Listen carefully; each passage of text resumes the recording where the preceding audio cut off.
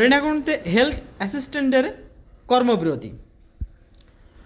Bangladesh health assistant association এর কর্মীদের মানববন্ধন ও কর্মবিরতির মধ্য দিয়ে এবং স্মারকলিপি পেশ প্রদান করেছে। ঝিনাইদহ হরিণাকুণ্ডুর বাংলাদেশ হেলথ অ্যাসিস্ট্যান্ট অ্যাসোসিয়েশনের মাধ্যমে উপজেলা স্বাস্থ্য কর্মকর্তার কাছে স্মারকলিপি পেশ করেছে।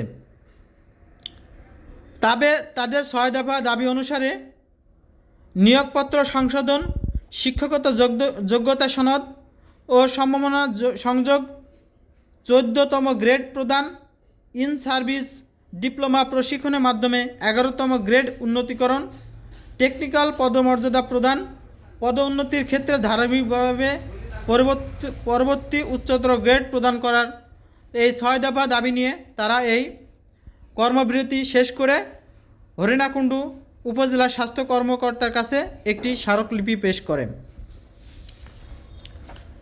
বাংলাদেশ হেলথ অ্যাসিস্ট্যান্ট অ্যাসোসিয়েশনের হরিণাকুণ্ডু শাখার সভাপতি শামীম আহমদ শিলুর নেতৃত্বে এই স্মারকলিপি প্রদান করা হয়। দীর্ঘ সময় অবহিত হওয়ার পরও দাবি বাস্তবায়নে কোনো দৃশ্যমান অগ্রগতি পরিকৃত হয় নাই। 26/7/2025 তারিখ অধিদপ্তর 1 মাসের মধ্যে দাবি বাস্তবায়নের আশ্বাসের পরিপ্রেক্ষিতে তারা আসন্ন টিসিবি টিকাদান ক্যাম্পকে সামনে রেখে দেশের মান মর্যাদা রক্ষার সাথে টিসিবি টিকাদান ক্যাম্পাসকে সফলভাবে সম্পন্ন করার সম্মতি জ্ঞাপন করে।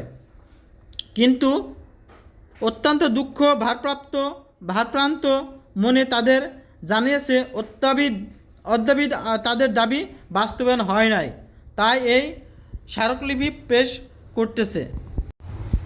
সহকারী স্বাস্থ্য পরিদর্শক দেশের প্রথম সারি সহযোদ্ধা বলে তারা দাবি করে। সীমিত সুযোগ সুবিধা নিয়ে তারা নিরলসভাবে দায়িত্ব পালন করছে।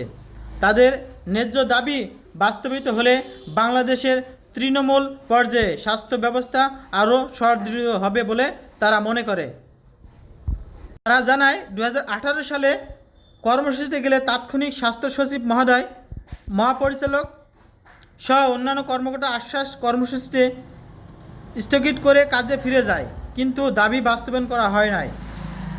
আবারও 2020 সালে কর্মসূচিতে গেলে তাৎক্ষণিক স্বাস্থ্যমন্ত্রী মহোদয়, সভাপতি ও স্বাস্থ্য মন্ত্রণালয়ের সভাকক্ষে সংশ্লিষ্ট কর্মকর্তা, বাংলাদেশ সর্বোচ্চ গোয়েন্দা সংস্থার প্রতিনিধি এবং তাদের শীর্ষ নেতৃত্বের উপস্থিতি উক্ত সভায় রেজুলেশনের মাধ্যমে তাদের দাবি পূরণের প্রতিশ্রুতি দেওয়া হয়।